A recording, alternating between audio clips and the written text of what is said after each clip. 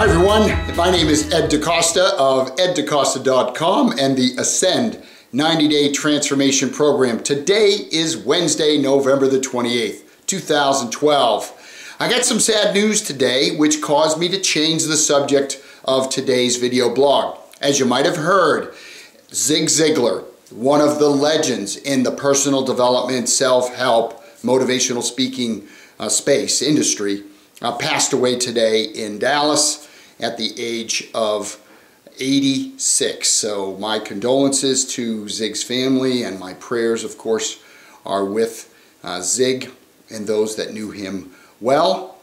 I want to share with you something that I learned from reading Zig Ziglar's books, listening to his tapes, and just following him over the last 30 years. And it's optimism.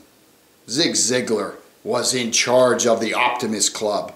This man was a positive thinker. And I've learned how to be a positive thinker in part because of the things that he's taught me. So I'm going to share with you some of the things that I've learned from Zig. And I'm going to give you 3 steps to becoming an optimist.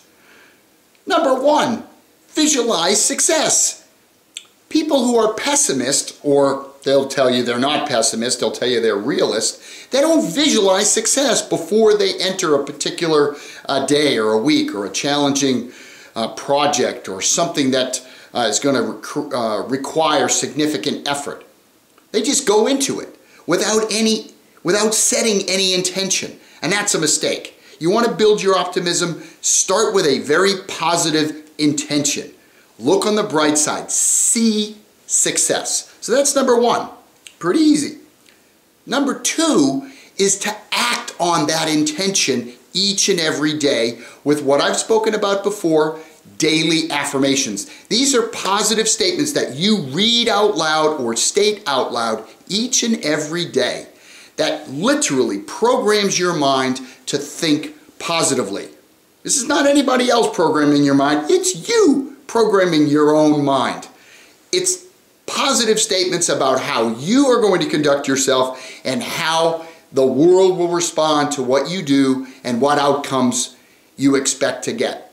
So that's step 2. Now I will tell you that if you're a pessimist or a realist, you can do steps 1 and 2 without truly believing that the positive outcome will happen. Do it anyway. You're creating habits. You ever heard of the phrase force of habit?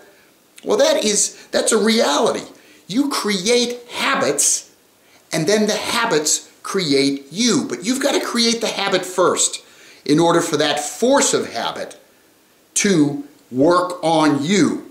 And you can have positive habits, optimistic habits, so that when you encounter difficulties, challenges, people say no, you're disappointed, instead of responding to those realities in life with discouragement and despondency and giving up, no, you've conditioned yourself to respond in a very different way. Optimists don't quit. Optimists don't give up. Optimists say, well, this difficulty, this disappointment, this failure, this temporary failure is a temporary state, and I will learn from it. So it is in fact good news.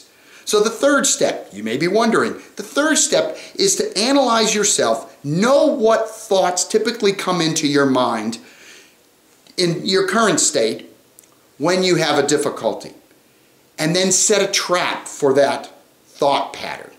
Really think it through, even if you have to write down some responses. Oh, I'll have this particular thought, or I'll have this particular discouraging feeling, and then I will stop. I won't pursue my objectives for the day or for the week with as much energy or vigor as I had intended to because of the disappointment. So you want to write a pick-me-up or a counter-argument to the negative thinking. And again, if you have to, write it on an index card so that you're armed with it. And here's another one that I'll share with you, and it's in alignment with step 3. If you can't imagine yourself overcoming that obstacle, that difficulty, just imagine what someone else would do. I don't know, Zig Ziglar. I'm sure he'd love it. Just imagine if you get something negative that happens to you, some disappointment, ask yourself, what would Zig Ziglar think right now in the same circumstances, how would he feel? And more importantly, what would he do? And then, my friends, do it. Act as if you were someone like Zig Ziglar. And you do that again and again and again. That force of habit will change you into an optimist. I hope you found this helpful. Again, my name is Ed DeCosta of eddecosta.com, and wherever you are in this great, big, beautiful world, make it a great day.